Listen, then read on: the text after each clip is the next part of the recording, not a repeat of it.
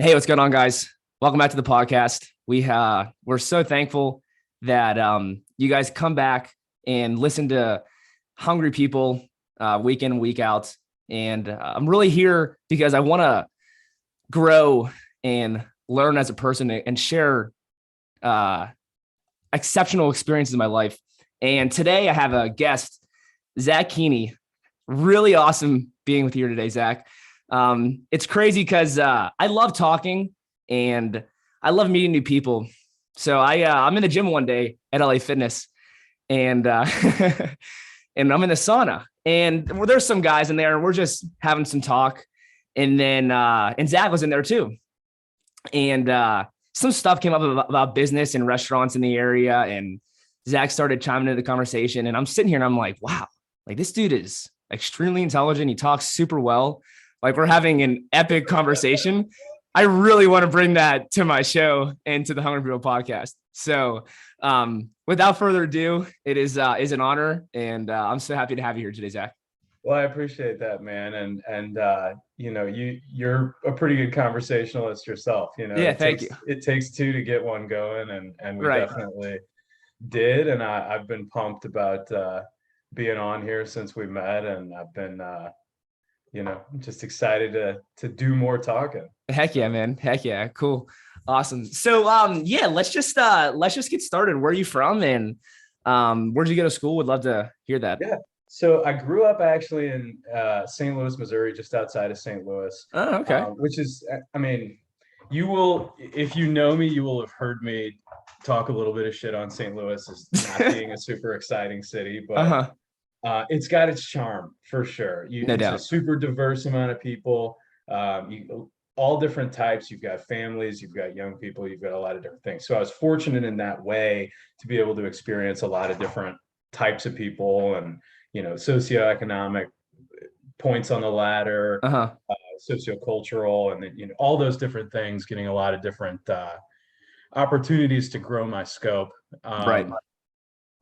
And then I wanted to get the fuck out of there as quickly as I could. So I went to Michigan. I got into University of Michigan in 2013. Nice. Finished with a business-related degree, and started my career. And my time in Michigan was fantastic for sure. That's great. That's great. Yeah, even like when people come to Pittsburgh here and they're like, hey, what's nice about Pittsburgh? What makes Pittsburgh different and unique? And sometimes I feel like it is hard to answer that question because usually, like, if you go to Florida, you have beaches, like you don't have beaches in Pittsburgh. So it's like, oh, well, I can go to Florida and go to the beach, But I feel like for some areas and for a lot of areas, it's they're pretty similar in that, like, you pretty much can do the same stuff. You can go to parks, you can go hiking, you can go, some have, I mean, if you're closer to the coast, you do have some water. Like here in Pittsburgh, we have rivers and whatnot and some lakes nearby. So that's why I was wondering about like St. Louis, do you think there's anything about St. Louis that makes it different than? Oh man, they got that arch. Yeah, right. I was gonna the arch is, so for anybody who's like Pittsburgh native, or, I mean, I guess this is going to appeal to everybody that has ever been in a city that's got like a thing, because once you do the thing, it's not like, it's like, okay, I've seen out of the building before, Right. And like the arch is cool. You go up, it's got a weird little elevator situation. I mean, and it's historic, which, if you don't have some kind of level of respect for history, then you're probably a jackass, because you learned everything in history that we know now, including 2 minutes ago, so whatever. Yeah. But in that case, so, it's neat. It's a great experience. And then once you get to the top of the arch, you look at it, and you're like, yeah, this is it. Right. And then you never want to go in that thing again. So it's like, I like to think about it in terms of like the incline for Pittsburgh. Yeah, exactly. Or Mount Washington. Right. Right. So, I mean, I guess the answer to the question after the joke is, St. Louis has got the Cardinals. It's a sports team. Yeah, right. A lot of cities are sports cities, And you guys shit on us all the time, the Pirates. That's a whole other conversation. Right. Damn Pirates. But you know, you've got a lot of those things that you would want a big city to have. You know, you've got the downtown stuff, you've got your Right. cute little rivers, you got your places where you could go out, then you've got your suburbs that Hmm. you know, kids are playing sports and parents are, you know, taking them to travel league, all that shit. Right. It's the same, you know what I Right. mean? And I think so. Another little anecdote about me, you may or may not know this, but I'm moving to Texas. You do know Hmm. that. Yeah. Texas will be my eighth state that I've lived in 10 years. Holy So heck, dude. I've seen a lot of different cities and I've seen a lot of different things. Yeah. And the more you go to a new place and the more new places you see, the quicker you realize that we're just all the fucking same. Yeah. Right. And Right. we're all the same in the scope of what, you know, we're all, you know, either a little bit aggressive or a little bit passive, a little Hmm. bit this, a little bit that. And I think, man, that shit is gold because then you can go into a space and expect, well, they'll probably have an arch. Hmm. You know, they're probably going to tell me they're the gateway to the West. You know what I mean? Because everyone is the gateway to the West at some point. And they're also probably going to have different types of people that are going to, and when you like can feel that and know that, Yeah. then the whole world becomes comfortable in a way Exactly. because you understand that like, you know, I can leave this space, you know, Hmm. and there are a lot Totally. of people who've never left their cities at Right. all. Yeah, right. And that's the thing is like it's good to travel and experience some other parts of the world. Mhm. Now I definitely think that it would be different going to like Indonesia or Oh yeah, Thailand or a place like absolutely, that, you know, for Colombia sure. and experience something like that compared to being here in the US. But I do agree that like it's pretty much all the same. You know, you can Yeah, get drunk yeah. anywhere. Well, and here's another way to think about it. You know, so I went to Dubai once. That's like Okay. the and you know you think to yourself like, oh my god, it's like one of the biggest cities, if not the biggest city in the world. It's Hmm. renowned, and then you go and it's like you go in the Burj Khalifa. You know what I mean? Like Right. not to, you know, you go up in the Burj Khalifa Yeah. and then it's like, well, now I've been in that bitch. Yeah. And you know, you go out to eat and you try the food and you see that, Right. you know, the people want to, you know, eat, sleep, fuck, you know, they want to do, we're all the fucking same. Right. So yeah, it's different from a cultural perspective of what they do, what they think is valuable. But Hmm. that piece of like, we really are working towards the same shit Exactly. is true. I Cool. believe. And Yeah, that's up no. to, I mean, that's up for people to decide for Yeah, themselves. no doubt. 100%. 100%. But I mean, I get exactly what you're saying and totally love it actually. So wait, you said you've been to 8 states in 10 years. You want to list off some of those states? I would love to lift off some of those states. So Missouri, uh, Okay. then Michigan, you know. Okay. So I banged out the first 19 in Yeah. Missouri. And then so Michigan, um, Portland, Oregon for like Okay. 4 or 5 months. Nice. Just outside of DC and Alexandria, Virginia Ooh, for about a similar amount of time. And then Fort Lauderdale, Florida, nice. Salt Lake City, Utah. Wow, even all Yeah, I have been all over, absolutely. Um, Pittsburgh, PA. I feel like I'm missing one. Missouri, Michigan, Florida, DC, Oregon, Nevada, Wyoming, Salt Lake Colorado, City, Utah, Colorado. Pittsburgh, PA. I wish, man. Pittsburgh, PA, and then Texas. So I think Okay. I might have just not Yeah. lifted a Texas, finger. Texas, Texas was the last one. Yeah. Yeah, Texas is the last one. Yeah. So I mean, I'm looking forward to Texas a lot. Nice. Well, I mean, you've been in Pittsburgh for how long then? It's coming up on a year and a half. Okay. So Is it, it's one of the like long, it doesn't feel like it, but yeah, over the past 10 years, it's one of the longer, like longer longer. tenures. Yeah. Now how much stuff do you have to move? Cause isn't that, like, do you get annoyed having to move all your stuff all the time? Well, so, you know, we're going to get into talking about my career a little bit Yeah. and stuff, Right. Right. and not to like, you know, foreshadow onto that, but having worked for a, you know, a Fortune 500 company that Uh-huh. initially I was being moved, you know, and then Okay. at 19 years old, I don't fucking own anything, you know, Yeah. so getting to college, that's whatever. And then the first couple moves out of that, it is kind of low impact, but Mhm. so I'm not super excited about the move to Austin Yeah. in terms of like the doing, but I Right. mean, that's that. I don't look forward to running on the treadmill most of the times either, but I kind of do it. Yeah. Totally. Totally cool. Yeah, let's dive in right into that. Because this is actually where our conversation took off in Asana, was getting into talking about like franchising and owning your own business and the like. So so like did you start like right out of college, or did you, I think you mentioned Fortune 500, was that out of college or was that before college? So I'll give you just a tiny bit of background about like my life a little bit before college, Mhm. not because I want to get into it in terms of any detail, but like I think it paints a good background of the picture that we're going to go into. Yeah. So I grew up super low income home, really unstable single mother. She did her best. You know, I love her. I hope only good things happen, but you know, for her Mhm. in her Yeah, life. But totally. it's challenges. You know what I mean? A lot of taking on and responsibility and learning how to do things from a really young age. Mhm. And then also when you grow up in an environment like that, your fight or flight instincts are a little bit more intense because shit's a little bit more serious. You Right. know, if you don't have food, you don't have food. And Mhm. again, not to get into whatever, but just you're a little bit more concerned Mhm. because you've seen things go in a wider range of, you know, really good, really bad, whatever.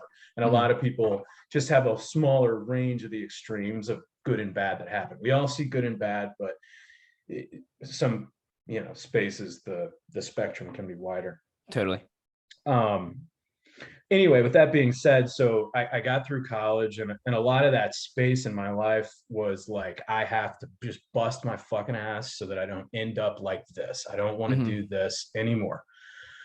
So in my last, so you know, in college, I was a freak, man. I look back on it and I'm like, why did people let me do this shit?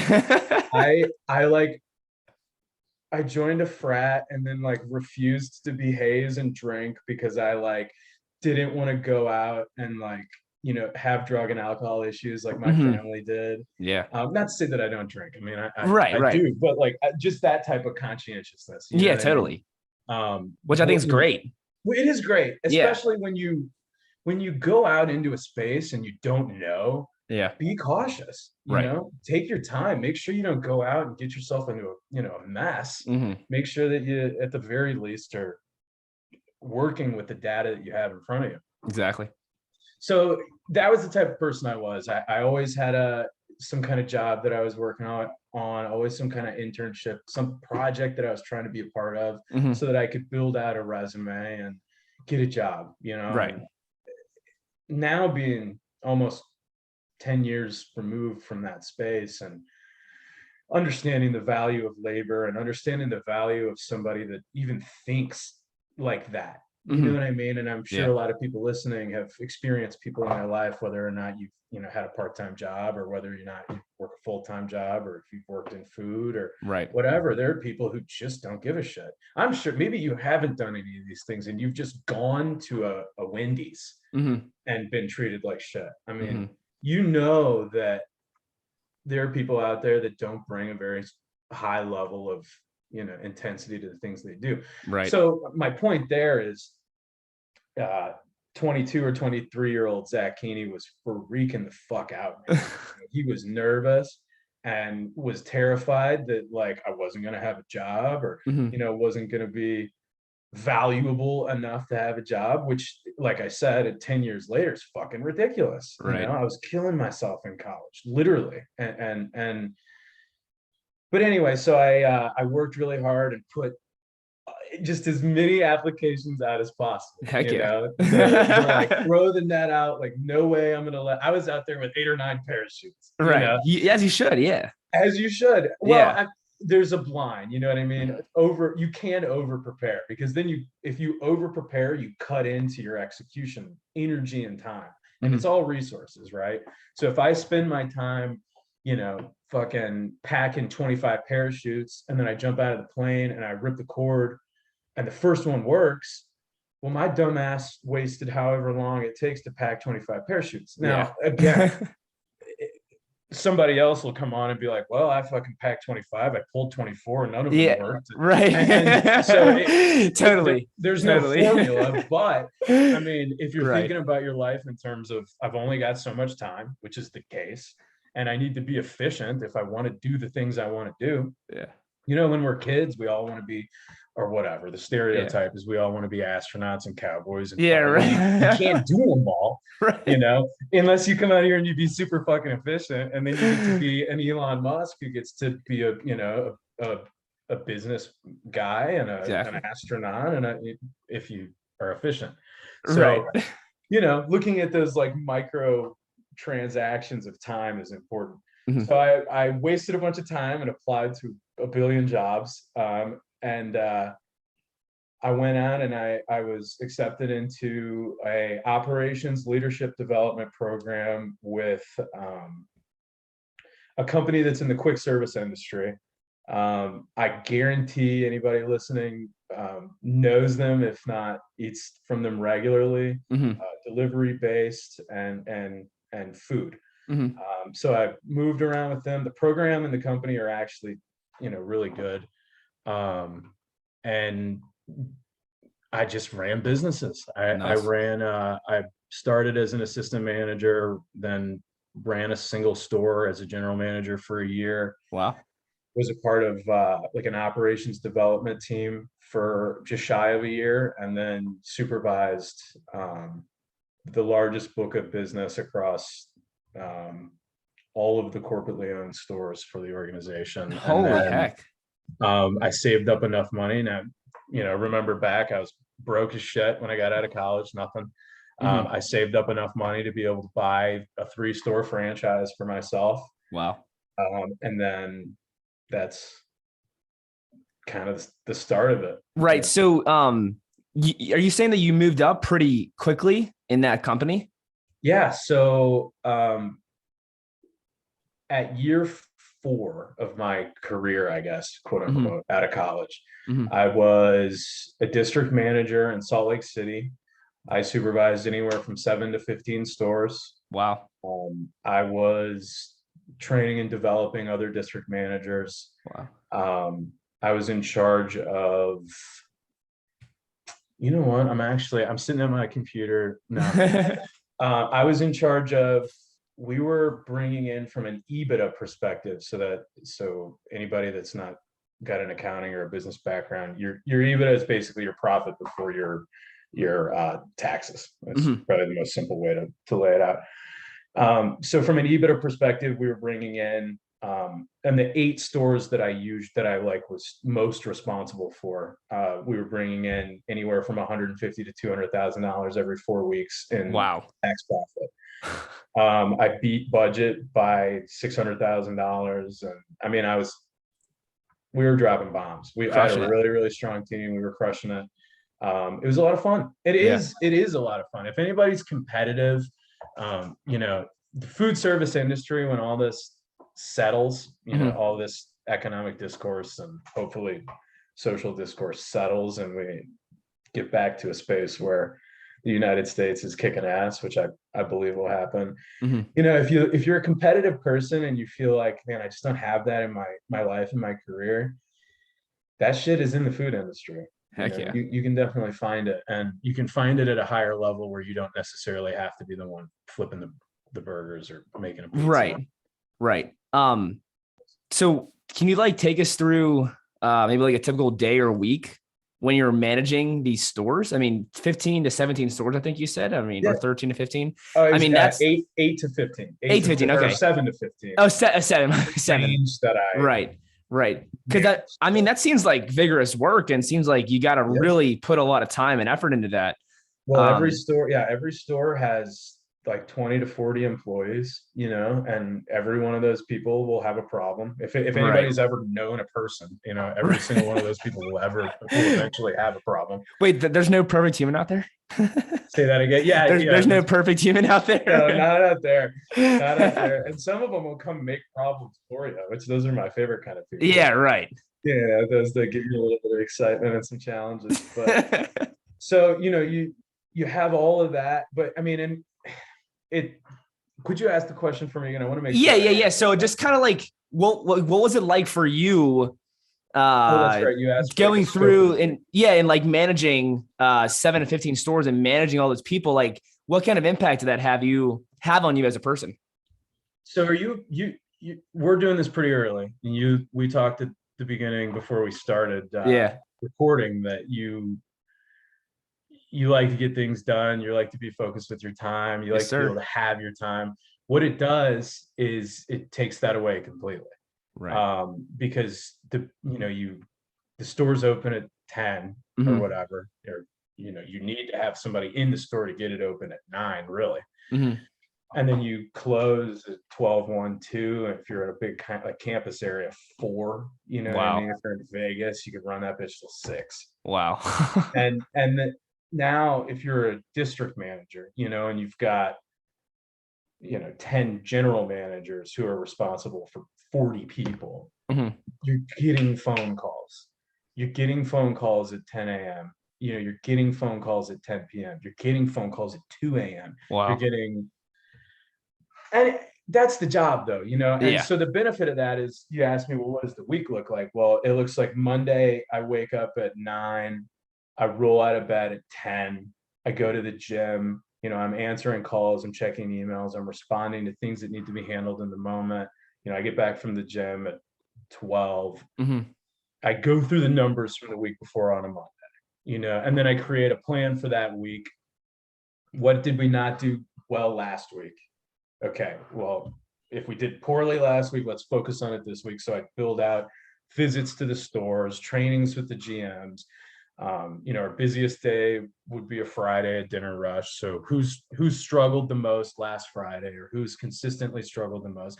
So I mean, what you do, you just take all the data and then you make a plan, Right. Okay. which is what you do in your regular life. Yeah. If you're doing well, right? Yeah. It's, Exactly. shit, I wake up, I'm a little heavier. Let me go on a run, or let me make Right. this, or I wake up, I've got X, Y, and Z, and I Yeah. got to move, so I should pack the shit.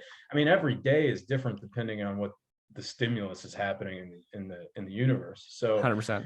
and that was cool, right? Because you put a good team together, and it's all of a sudden like, I went on 3 vacations this month, and everybody's doing well. And Right. I mean, that's the benefit of management, is if you're good at what you do and you know how to get other people to be good at what they do, which is a different skill, right? Mm-hmm. Making a meal and getting another human being to be able to make a meal, those are not the same. Those are Right. not the same skill. Arguably equally valuable skills. You know what I mean? Those are Mm-hmm. important things to be able to teach or to be able to do. I mean, we need it both in society, but they're different things. But being able to like look at what you have and understand that, okay, I have X amount of time that I'm going to fill making this thing better, however that looks. And again, I think it's applicable to life and work, whether it's making this specific store that struggles with their bathroom cleanliness, and if that's a focus, Right. it's the same as like, hey, I want to trim my fingernails once a week, or I want to make sure to groom or manicure this. I mean, it's defining a specific and then planning to change it and then Right. affecting the change. Right. So it was really flexible. Tuesday I would do like an admin at home day, and then you go over schedules because you got to manage your labor and food. So the benefit is, I would say that I'm always and never working. When I was at that point in my career, which for somebody that was hyper conscientious is extremely fucking challenging, because Yeah. Right. you can never let it go. No. There's always something more you can do. Right. Which is tough. Yeah. No. And challenging. yeah. Right. It's weird because I feel like you and I are similar. I wouldn't say that like I'm hyper conscientious, but I'm definitely highly conscientious, no doubt. And it's actually funny because my podcast co-host AJ, he's really into like personality traits, and I hear you talking about like conscientiousness, stability, traits like that, and he would love to like really get into that conversation. Well, hey man, I like to talk. You can Yeah, get me right. on here Right. anytime. Right. Yeah. So you were in Salt Lake, Utah at this point, I think. Yeah. And was that like the end going into you buying your franchises? So that was the end. Yeah. I I had saved up enough money. I mean, when I was 10 years old, I started mowing lawns. Mm-hmm. And I remember I was like sitting on the couch with my mom, and we were broke. And I like wanted to buy a video game. I was like, oh, Pokemon, whatever just came out, or whatever. I want to go get some Yu-Gi-Oh cards, Yeah, whatever right. 10-year-old Zach was fucking goofing off on. And so I was thinking to myself, I was like, well, how am I gonna go make some money?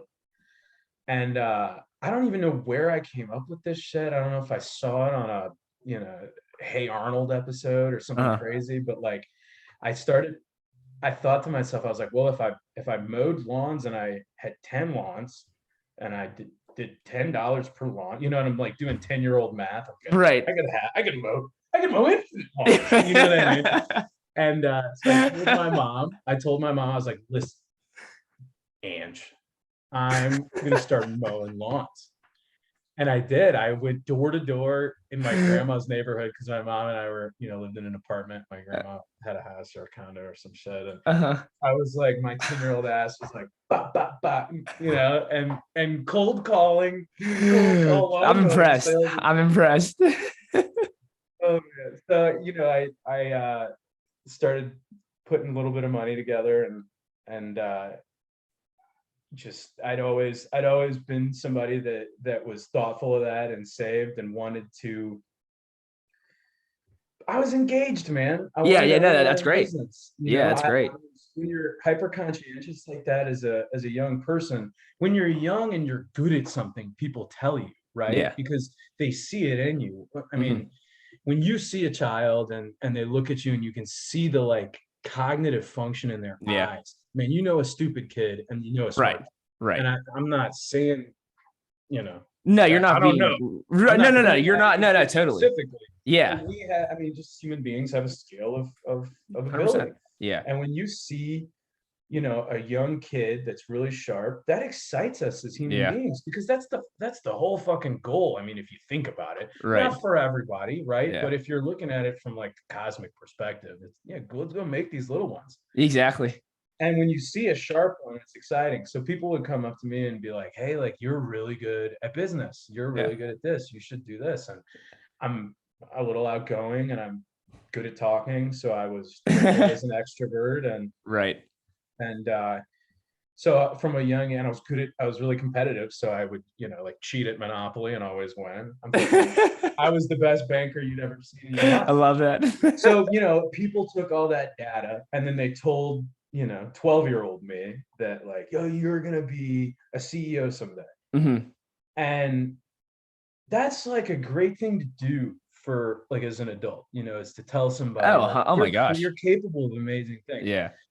The thing that we have to be careful of, I think, is what people are necessarily have skills and are capable of doing and what like they want to do or will enjoy doing can be potentially different. Hmm. So I got in, from a young age, I was like, oh, I'm going to be a CEO. So when I was applying for jobs, I went to Michigan, got a, good degree, was able to talk about things, had a hell of a background. When I was 19, so when I was 19, as a freshman, my summer internship was college painters. It's like one of those fucking, it's like kind of almost a scam. It's Hmm. not a scam, but it's Okay. almost a scam. And I mean, basically what it is somebody runs their own painting company and then like kind of takes naive young college people and has them go run an arm of the business, Uh-huh. but they have no skills, so it's like door to door paint sales, and then you hire your own painters, you train them. Oh, It's like wow. kind of a crazy little internship for Yeah. 4 months in the Right. summer as a 19-year-old. But anyway, so like I went out and did that. I did $50,000 in sales in half a year, Wow. paint sales, which is, I mean, painting a house is like 2-3 grand. So I was Oh, like it's a lot. Yeah. a year turning, at that much volume. And I fucking hated it. And I quit. Good. I quit. I left probably, I was 19, 20, I was maybe 20 at the time. And I remember calling my mom, and the way that it was set up was you sell, but you don't get paid on what you sold until you produce it, which makes Okay. sense, right? Yeah. Yeah. Because Yeah. whatever. So I had, probably 20 grand of sales that I was going to make 10% on, Mm-hmm. which at, 20 grand at 19, 20 is, or 10 grand, or excuse me, good Lord, my head's all over 2K. the place. Thank you. Yeah, Yeah. 2K at 20 years old is basically $1 million. So at least it felt like to me. Right. So, I left that. I was like, fuck that. I hate it. But I had this, drive in me that I was told that I was a leader, and I am, I guess. Hmm. And I was told, that I'm good at all these things. And I knew that I was going to own my own business someday. Hmm. Different points in my life, it wanted to be either a radio station or this or a party planning company or whatever. But I Heck yeah. knew Yeah. that I wanted to own my own business. It's nice that you have goal. It's nice that you have like a vision at least, and had some sort of goals. Yeah, I don't know where it came from. There's good people in my life. Uh-huh. I had some struggling circumstances, but like I said, I had those people that saw enough in me to be like, hey, maybe you should do this. Right. Saw it and cared. So I kept pushing forward, and like I said, I saved up enough money to be able to do it. Hmm. And I was working for the corporation at the time, and the thing about a Fortune 500, billion plus dollar company is that so I was listening. I'm going to do a little bit of a tangent here, and I Yeah. apologize to your listeners because I really long-winded in answering your question. And No, it's all I good. understand that I've tangented a couple of different places, but just rewind it and listen to it again. I promise I'm going to answer the question. So the problem with the corporation is that the bigger you get, the less responsibility everybody has. Yes. So decisions don't get made correctly, Hmm. but you're so big that it doesn't matter because so many decisions were made correctly for you to get big. Hmm. Now, I'm not old enough and I haven't looked at enough data to determine what the long-term health of that is. But when you're too fucking big, somebody like me who's really creative and really driven, I don't have It just the gets left out kind of. space. You Yeah. kind of get Yeah. lost. Yeah. And so for me, I was like, knocking it out of the park.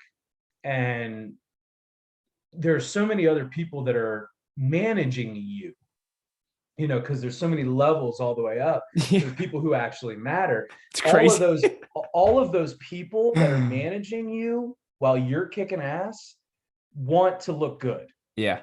And that's a human, man. Nobody's doing anything on purpose. Nobody's trying to be, well, some people are, Mhm. but in general, I'm not describing something that's malice here or malicious. It's just people will strive for themselves first. Right. And if you're in a massive organization where it's really hard to tell where value is coming from, it's really easy for your value to be lost. 100%. So to answer your question, I got to that point and I knew that I wanted to own a business. I knew that I was a leader. I knew that I wanted to do all these things. I knew I was tight with money, and I was like, I'm going to take this chance. And I invested every dime that I had saved to that point into buying 3 stores.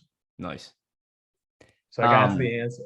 Yeah, right. No, you did. You did. You did get you. That was great. That was great.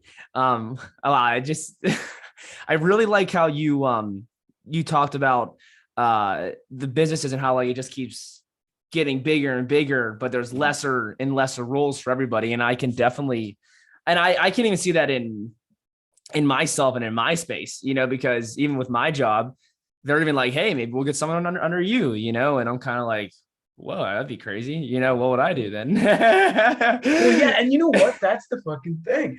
They say somebody said this to me this week, might have even been yesterday, but a nonprofit organization, 90% of the money that comes into the nonprofit, Mm-hmm. do you know where it goes? To them? To run, no, not even to them. It's to running the nonprofit. Okay. You know what I mean? And that's fine, right? Because Yeah. that's the nature of things. When you eat an apple, only 10% of it, well, no, don't but only a percentage of it is turned Yeah. into energy Yeah. and Right. whatever. Yeah. Yeah. So I Yeah. mean that No, so, I get what you're saying. I get what you're saying. but I mean my point is that like that's kind of the way of things. And Hmm. the higher up you go, but so here's what it really is. The higher up you go, you're not responsible for tasks, you're responsible for ideas. Hmm. So the higher up you go, it's about structure, it's about fostering creativity, it's about having the right people. Hmm. It's a valuable space. Now, if you have the wrong person in that position, they're not doing that. Right. And it's hard to tell if that person is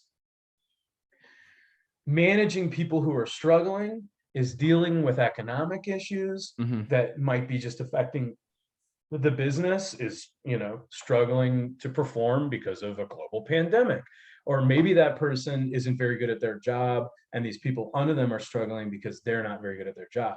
Now, as a leader who's managing a person who's managing people, you're looking at it and you're trying. Now we're getting into abstracts, right? Hmm. The lowest member of the totem pole is the one that's going to make the pizza, right? It's really easy to go over and say, um, there's not enough pepperoni, or Yeah. there's the bun is old, you should have thrown this away and got a new Hmm. bun, or hey, there's not enough mayo on the Subway sandwich or whatever. It's Right. just, it's really easy to look at that person and say you didn't do a good job. Right. It's really hard to look at somebody and say, hey, you're responsible for making sure that person knows to have the right amount of mayo, and they don't. Right. Yeah. Like, why is Now, that happening? and why is that happening? How Yeah. come they don't know? Now, what Yeah. a lot of people will do is everybody wants to put it on that last motherfucker. Right. Everybody wants to put it on Captain Mayo Yeah. because it's so obvious, right? It's so obvious that they didn't do it right. Yeah. But the reality is, it's not that person's fault. Right. And it's a lot harder to get rid of your person who's operating in abstracts, Hmm. because how do you write them up? Yeah. How do you, and life isn't about write up. Life isn't about dictatorial punishments. Hmm. But if you're thinking about, I have a problem and I have to remove this team member or solve it, I like to think of write-ups. It's called corrective action because the intention is, hey, I want you to correct this action. A lot of people, especially the lowest rung, because they're not treated necessarily fairly in a lot of instances. Sometimes they are. But in those situations, it's really easy to feel, just piled on because you're the only one that's actually producing something. Right. So we got to figure out how to hold our abstract leaders accountable. That goes for district managers in business, that goes Yeah. for your directors, it also goes to our fucking government, it Right. goes to our senators, it goes to your mayors, all of these people in the world who operate in abstracts. I mean, that's where you can bend the fabric of reality. Hmm. And I mean, you can't actually, Right. so when you go and you do that, then you're creating a problem for the future. Awesome. Yeah, I can really tell that you've had a ton of experience. I mean, even like you said, I mean, you've watched, I mean, you've managed all these stores and you've been there for what, 3, 4, or 5 years. It's a product of my hyper conscientiousness, because Mhm. I think nonstop. Right. Um, and I can't help it. And Yeah. I've grown to enjoy it because it's given me. There was a time in my life where I hated it and I wished that I was dumb, Yeah. because ignorance is bliss in a lot of ways, because Right. you don't see the problems, Right. But when you don't see the problems, you don't get to fix the problems either. Hmm. So my hyper conscientiousness, I I think about the why of things. How Hmm. come this person did that? How come this Yeah. person did that? How come I did this? Hmm. Sometimes you have to be really reflective of your own behaviors Oh, and yeah, you have mistakes. to. And But that's like pretty much one of the only ways that you're going to be able to grow and become better. Because nobody's going to do it for you. No. Nobody's going to come up to you and be like, hey, like, you got to stop putting your finger in that light socket. Right. And they're not going to not put the finger in the light socket for you. You're going to have to be the one to stop doing it. Right. Right. Yeah. What do they say? You can lead a horse to water, but you can't make him drink. Okay. Cool. So you buy these businesses for these franchises. What happens next? It does not go well at all. It does not go well. All of the talking that I've done up to this point, where I make myself sound like I know what I'm talking about, I'll tell you right now, I guess I didn't. But hey, that's how it works sometimes. It is how it goes sometimes. So Yeah. I got 3 stores in the greater Pittsburgh area. I won't give them. They were extremely, oh man, I don't know how to say this. It's just, so the people that owned them before were just doing their best. Right. Yeah. And they're in particularly low income areas. Okay. So I started this podcast by talking about how I came from low income areas. So when I go through this next section of the story, it's not to be disparaging. It's some of it is just matter of fact. One of the DMAs, or one of the areas of my one of the stores, had a demographic that the average household income was at $11,000 for the year. Oh wow. So holy, that's exactly. That's holy tough. shit. It's tough to have business in an area like that. It's tough. Exactly. Yeah. And my thinking was this: I know these stores are messed up. I know these stores are underperforming, but I'm a beast. And I'm going to go in there and I'm going to work my fucking ass off. And I'm going to put it on my shoulders and I'm going to carry it across the fucking goal line. And I'm going to have a dream. I'm going to have my dream. Right.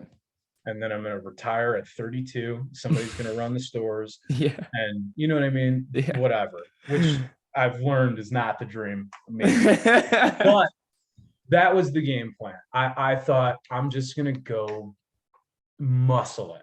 Yeah. And work the 90 hours if I have to, do the training, do whatever. Now this was the end of, so 2020. I mean, I'd always known that I wanted a franchise. Even when I started in the program, I was telling them, I was like, when I finish the program, I'm going to franchise. Yeah. So nobody was surprised or anything, and I wasn't surprised. And I had been like trying to prepare myself for it. So I knew in 2020 and 2019, late 2019, 2020, that I was going to be doing this. So when COVID started, it added extra variables to the to the pot. Right. No, I can only imagine starting a business for a franchise in your case, which is a business, obviously, and then having to deal with COVID. I mean, that's just. Well, I was dealing with it as a supervisor, as a district manager, because I didn't purchase my stores until 2021. I started the process. Oh, okay. Okay. But I was still supervising stores.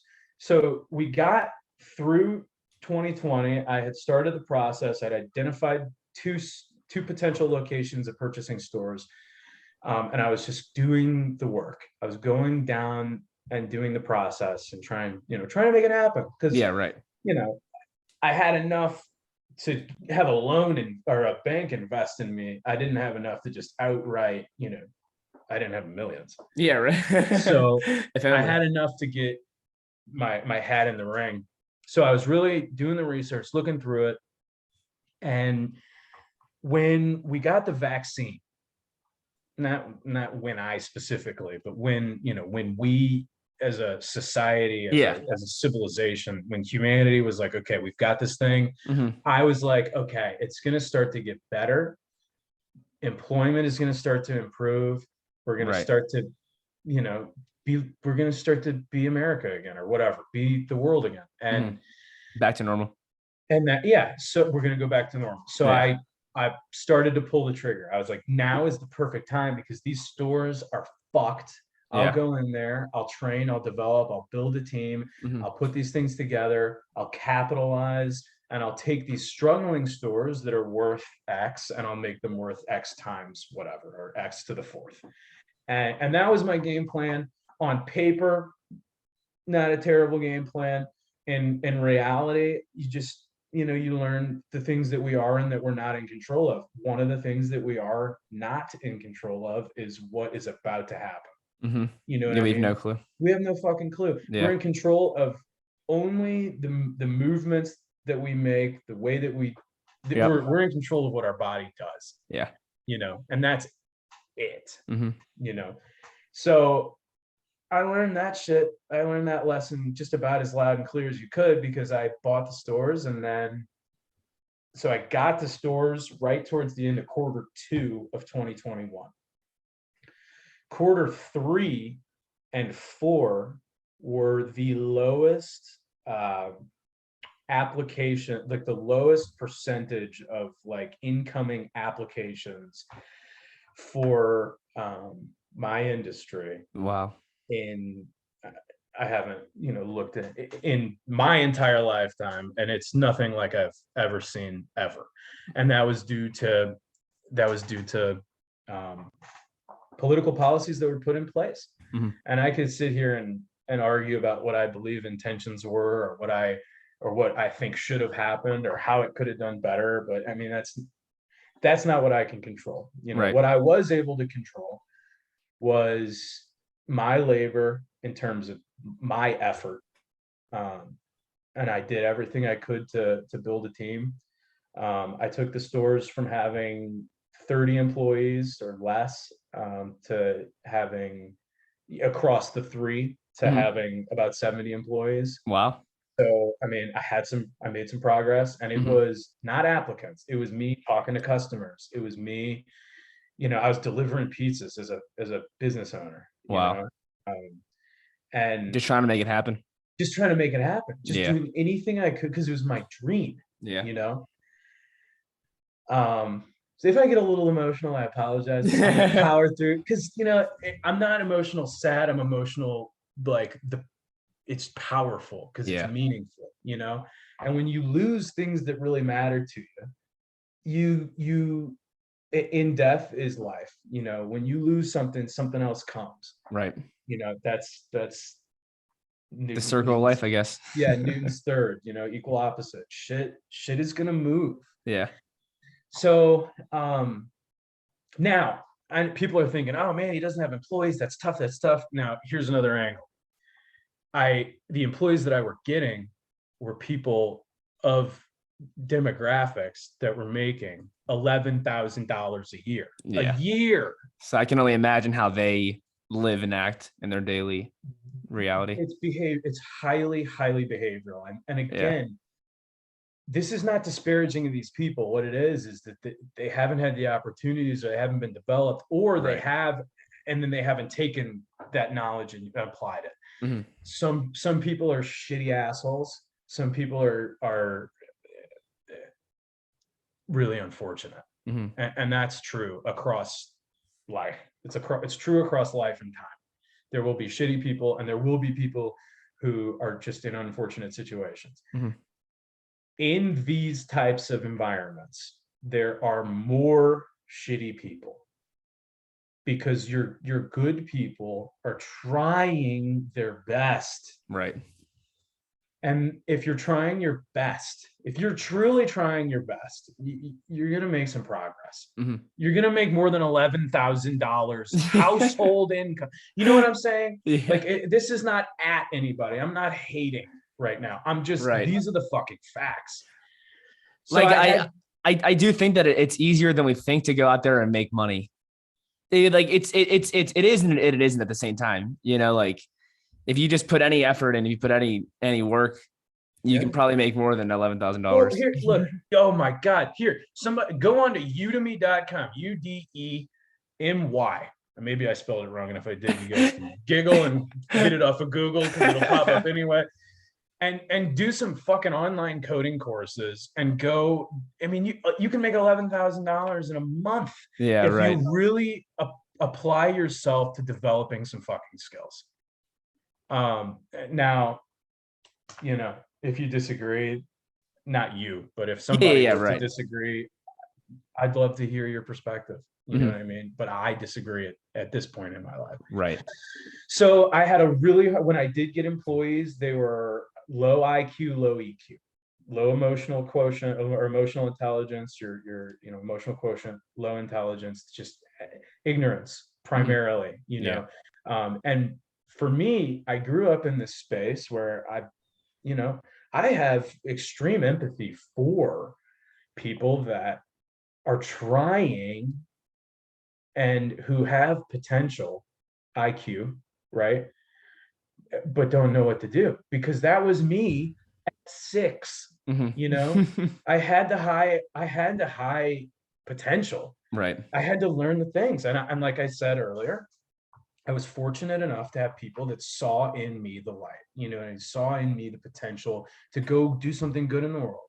And I worked my ass off and found a few really good people who had that and didn't have any of the experience.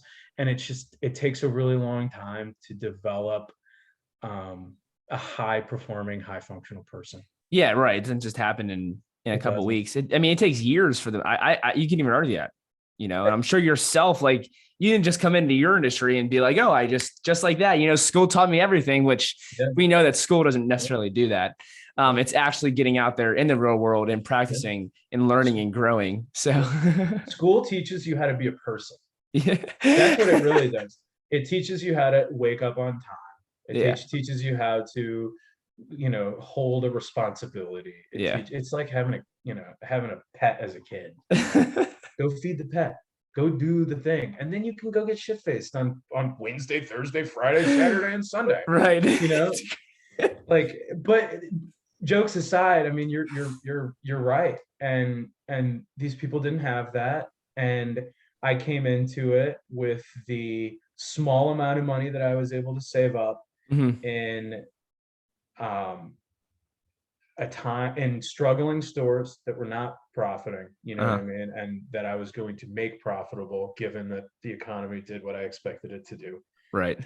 Which it didn't, and with people that, you know, weren't really capable of it at the time, and without enough money in the bank to give those people the time to get there. Now, add on to that supply chain issues. Yeah, it's been bad. Yep. So now your food cost goes up 5% in quick service, you know, in food, especially in struggling stores. 5%. I mean, just put it, shoot me there, you know, and that's pretty much how it went. Not, you know, not right, literally, but it just didn't. I wasn't able to get it to go. The last 6 months, I was working 90 hours a week. Wow. I didn't take a day off. In January, I got bronchitis, which I'm prone to. And I'm also prone to doing this little thing where I get bronchitis, and then because I'm a big tough guy, I say to myself, I'm good, it's just a cough. And then I have bronchitis for a month, which I don't know if anybody's ever done that. I highly don't recommend it, even though I've done it. Of my 27, 28 years now, I guess I've probably done it for half of them but anyway, so I had bronchitis, and I was continuing to work in my stores and continuing to push, trying to save my business. Wow. Not sure how you did that. That's really impressive. The story gets worse, brother. So I have a bruised rib because of the coughing, and there's this space where one of my team members actually got shot. He got shot in the leg at a party, and he's okay. He's fine now. He ended up returning to work and continuing to be. Was that in Pittsburgh? It was in Pittsburgh. Oh my gosh. And I had 9 armed robberies, which is a little tangent. 9. 3 of them were carjackings. Oh, I'm sorry, 6 armed robberies, 9 robberies, and 3 of them were carjackings. Wow. From like employees that you had, or you yourself? No. Of the stores. Oh, okay.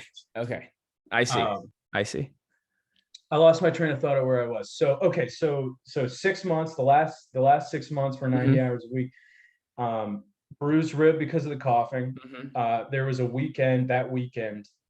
So he was out for a 2 week span of time. That first weekend, I worked three OCs, which is like basically a 16 to 18-hour day. It's a really fucking tough day. And in the food world, if you're a business owner that's going to work an 18-hour day, you're fucking moving around, right? If there would have been time for me to like sit down and whatever, take care of myself, I would have just gone home, you Yeah. know? So and now look, there's another side of this, which is I didn't do a very good job of taking care of myself. Mhm. And that's something that I'm working on and I'm Well, you probably learning. got lost in the moment. You probably got lost in it. You didn't even know what I you was didn't know. You drowning. didn't do nothing else. Yeah. I was drowning, and all I Yeah. thought was, I have to do everything I can. I'm going to leave it on the line. I'm going to Mhm. leave it out here because this is my one. This is my shot. This is Yeah. my chance.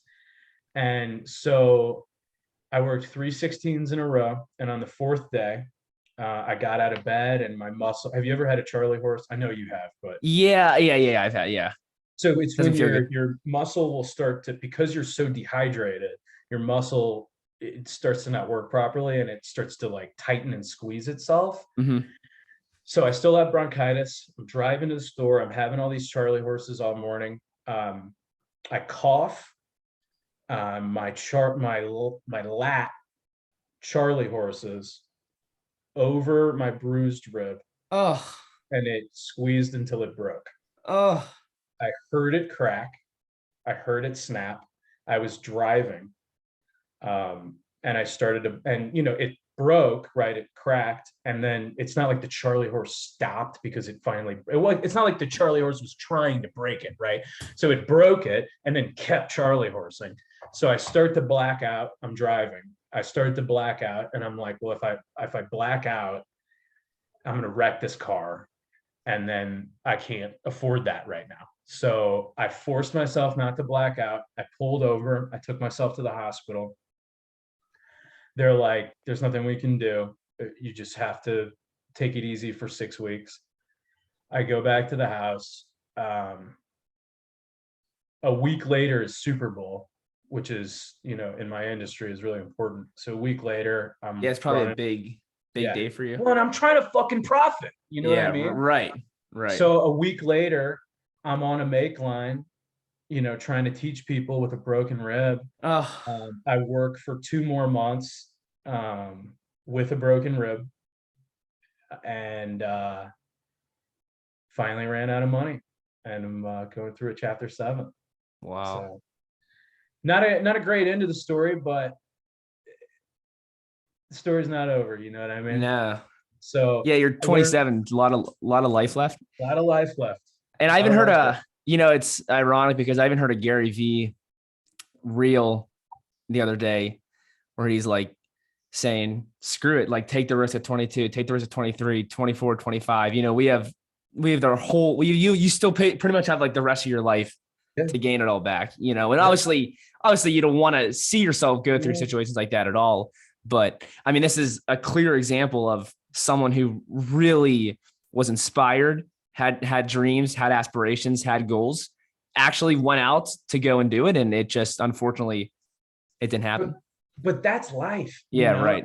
and I learned so fucking much That's about myself, right. about other people, about Yeah. the way the world works, about Mhm. businesses, about relationships, Yeah. what people really want, Mhm. about what I want. Here's the thing that's the biggest. Do I want to be taking phone calls 16 hours a day? Yeah. No. Here's what I want. This is what, and then I'll tell you what I'm gonna go do. So what I want is, I want to wake up. I want to Have a beautiful wife, having her making you breakfast. Not just not, I want to, so it's funny you say that. I've been, it's early and I've been dating a little bit. I'm moving to Texas, so it's been a very casual dating, but I have a Yeah. young lady that, we're doing this early. She's still asleep. I'm going to cook her ass breakfast. Ah, We're going to nice. go do some fun things. When I get out to Texas, I'm going to, get a job that's focused on, right now I'm dealing with some legal things and kind of Yeah. sorting some things out and putting my fucking life back together. You know Yeah. what I mean? Right. But when I get out to Texas, I have a sales background. I'm learning how to code, and I'm gonna Nice. go, take my personal skills into the tech field, continue Heck to yeah. learn how to code, get a master's in computer science, and I want to affect change at where the world is going. Yeah. Right. I mean, it's clearly going in a technological direction. I mean, So I have skills, right? yeah. It's not like the 5 years where I'm running multi-million-dollar businesses. It's not like that knowledge is going to be gone just because Yeah. my credit's going to be fucked for a little bit because a business venture didn't work out. Mhm. You know what I mean? Like, you're right. Do it at 22. Take the risk. Yeah. And take the risk not for the reward. Take the risk for what you're going to fucking learn and the weapons that you're going to get to carry through the rest of your life. Mhm. Because the things I know at 27, I look at 50-year-olds, and not all of them. There are some people that I look at and I have nothing but just true admiration for, and I just soak every word that they say up. And there are things that I do. I listen to a ton of podcasts, man, because it's not to say that because I'm on one right now. Yeah. Right. No. I do, because on podcasts you have people talking about things they know about. Yeah. So there's just so much more, and take that risk early so you have that knowledge, Mhm. and then go figure out what you really give a shit about, Right. and then go live your life. Mhm. Go experience some bad, because that shit's what gives you the armor to go out there and really truly be unbeatable. Mhm. Totally. If you're Achilles and I gotta watch out for my heel, you're gonna guard that thing. Yeah. You're You're gonna be more careful. gonna be more careful. And if you're So, careful, you'll not make mistakes. right. So now, if you could sum it up, because I know you like to talk, if you could sum it up in a couple minutes, what would you say you learned most from this experience? You gotta put yourself first. That's it. You Yeah. have to put yourself first. Yeah. I spent too much time trying to draw what was in me out of others. Mm-hmm. And I've already got it. I just need to lean into what works best for me, in my own life. And you have to know what you need for, Right. and it's tough.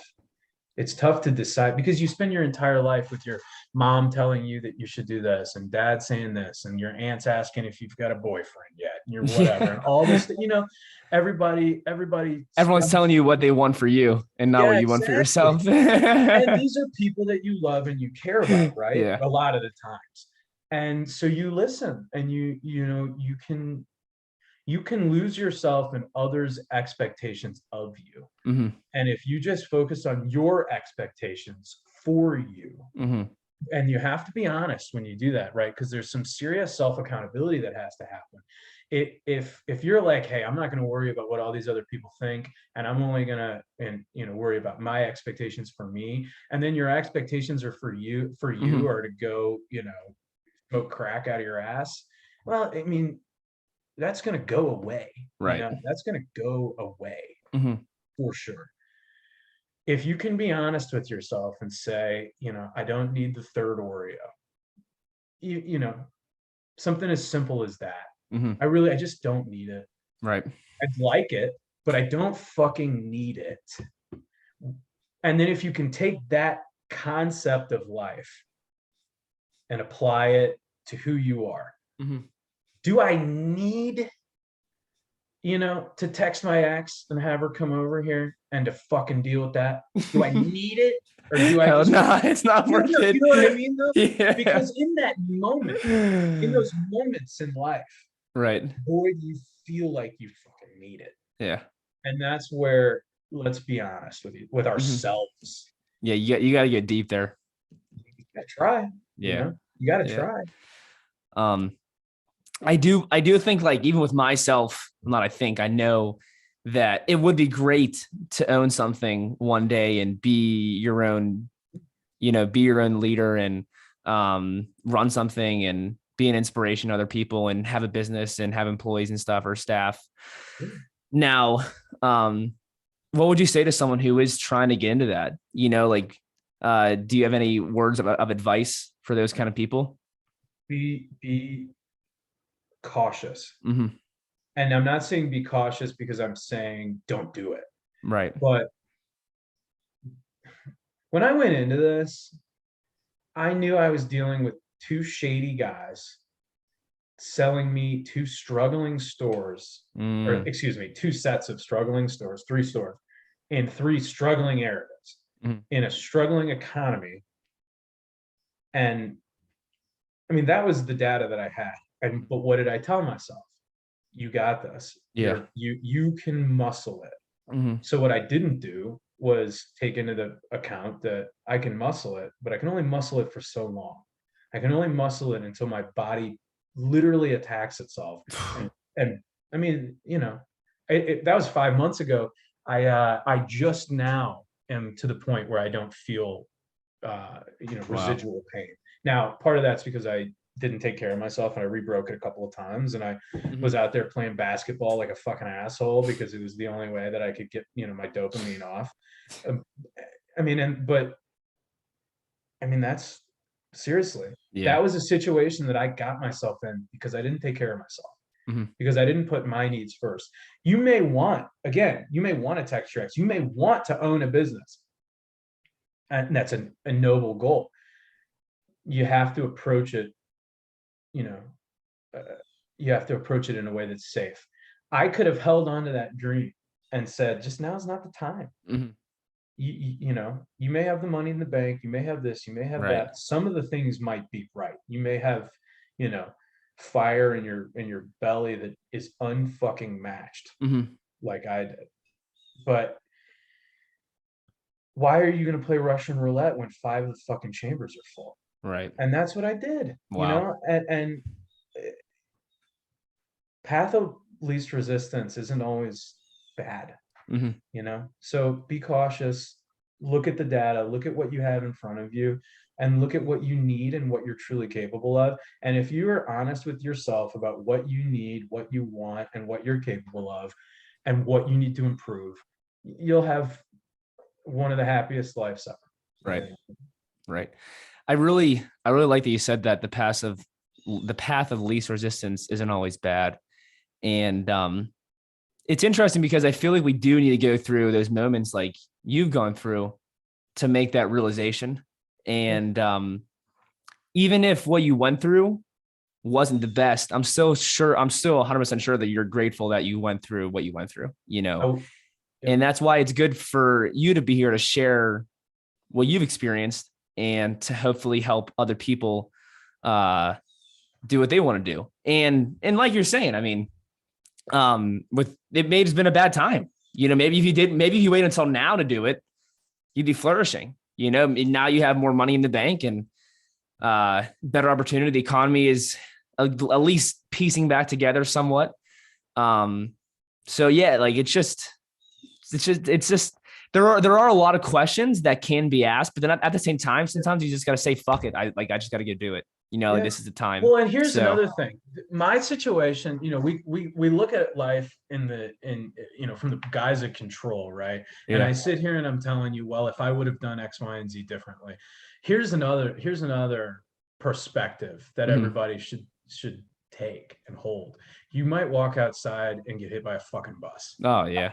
You know what I mean? So the other part of it is like, we talk about all the things we can control. The real, piece is when you accept that there's most of the things you can't, and you just do your fucking best. Right. So if you want to open a business, I'm telling you, look at all of these things because you need to.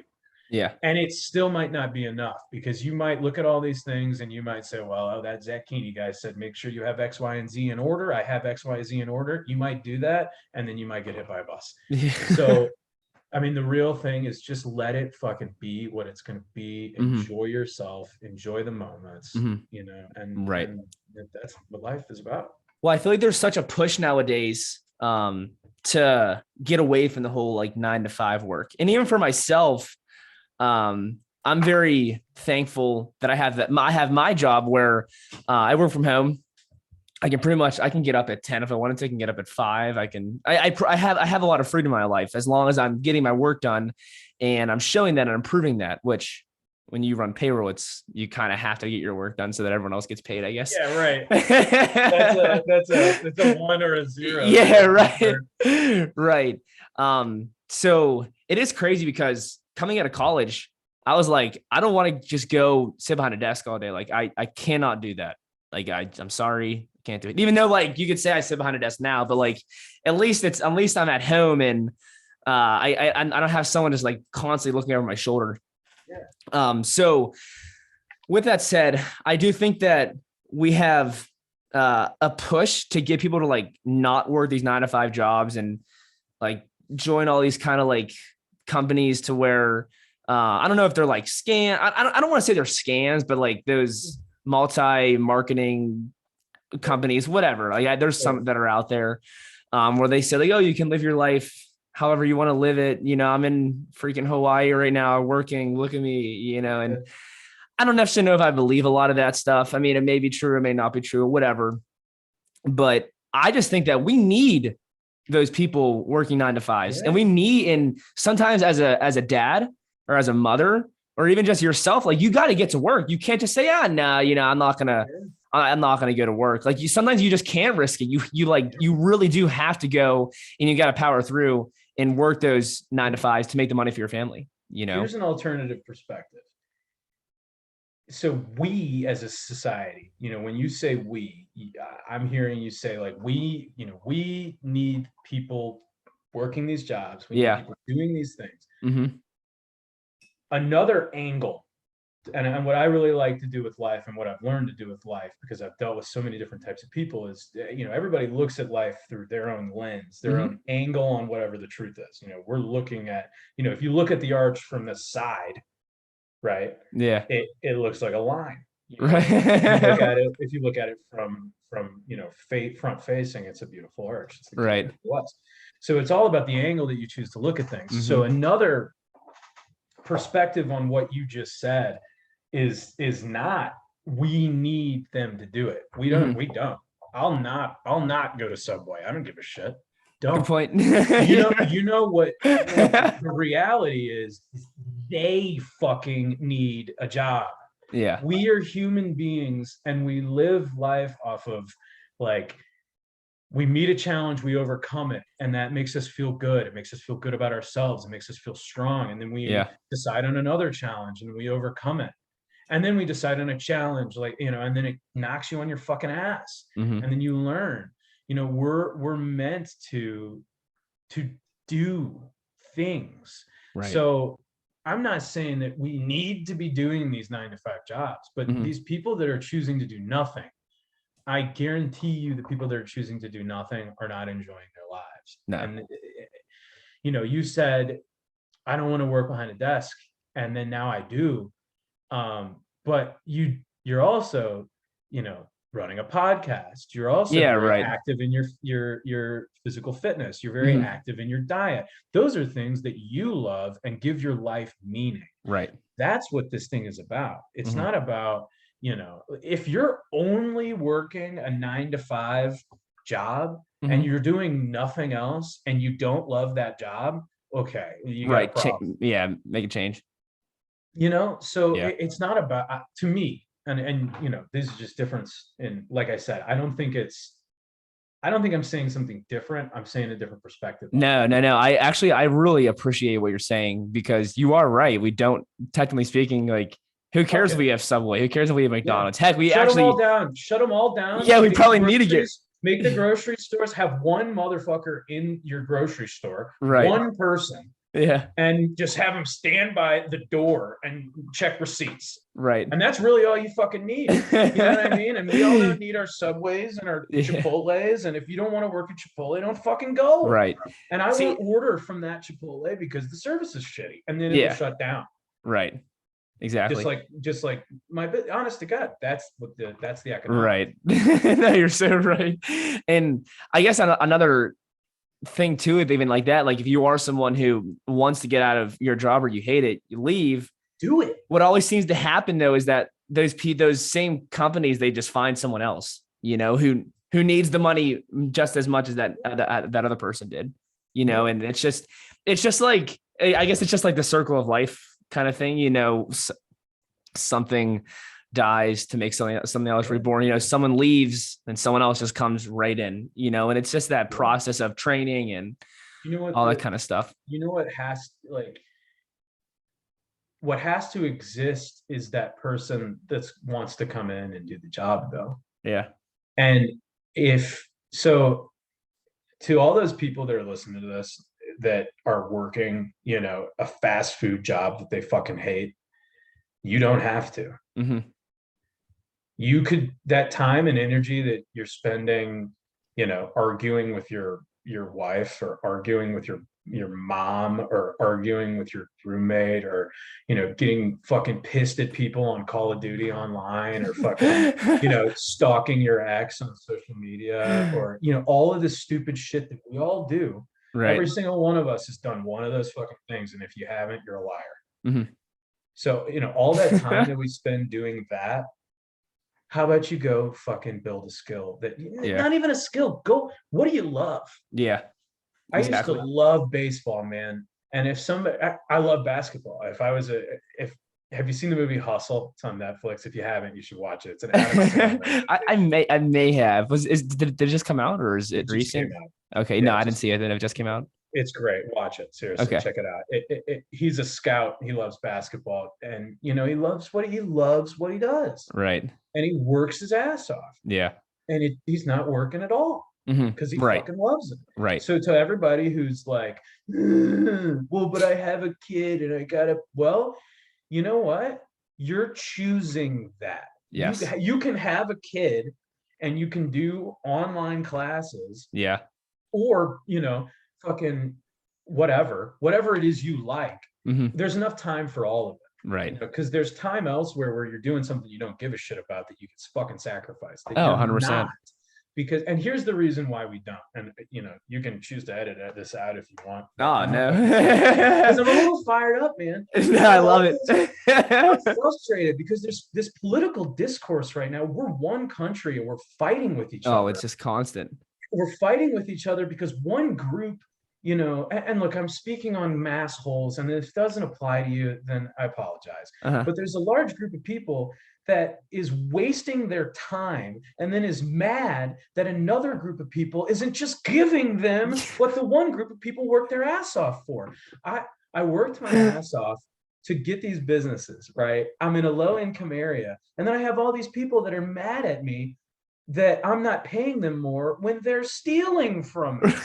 You know what I mean? Like, I should fire you, but I can't afford to. You know what I mean? Like, that's the fucking reality. Yeah. So all these people that are mad about the state of if you're listening to me and you're like, I'm mad about the way my life is, it's your fault. Yeah. Oh, yeah. Your fault. I agree. So, I mean, that's how I feel. And it's also, so that's true, right? It's your fault. Mm-hmm. Here's the fucking bright side. You can fix it. Yes. So it's maybe challenging, but there is light at the end of the tunnel. There's a silver lining with that. Nothing worth doing isn't a little fucking challenging. Right. Dude, I love your energy. Like, I love your energy. I love your passion, man. This is life's good, man. Yeah. It's exciting. Yeah. If this was a video game, you'd play it. Yeah. 100%. No doubt, dude. No doubt.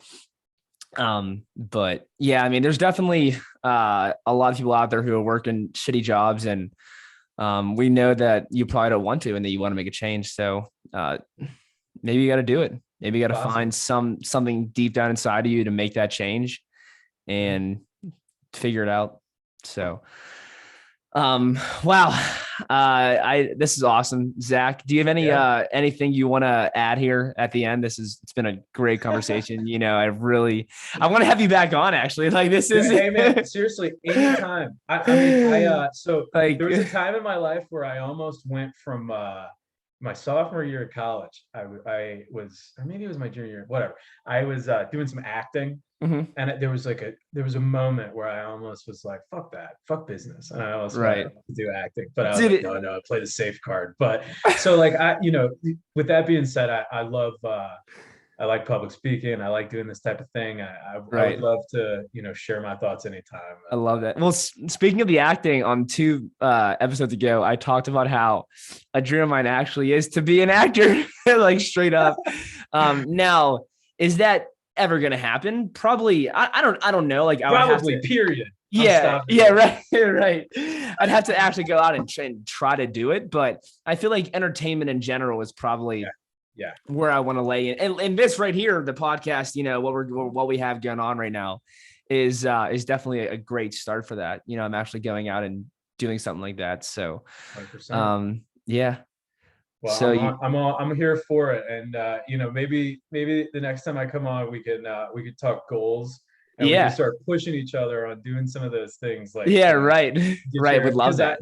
I actually I keep a lot of notes on like what's next, what do I want to do, and one of them when I get to Austin is to find like an improv group or Oh, dude, something, that'd be awesome. because I mean, It's that's a so nice way to fun. start it. So Yeah, that's like on my list. So maybe the next nice. time we'll talk, I maybe love we'll that. have needed to have done something like that. Yeah, well, there's actually speaking of improv, I go to this festival.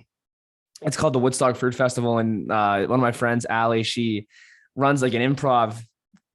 Is it like a class? I don't know if it's like a class. We just kind of go through like games and stuff and have fun Yeah. with it, and we like do improv, and it's so fun. And I've been to one improv show here in Pittsburgh back in, I think it was like 2011 or 2012, and Oh wow. yeah, it was so a while ago. Yeah. I'm assuming they may still have them around here. I'm not They sure. do. I went to one a couple weeks ago. Okay.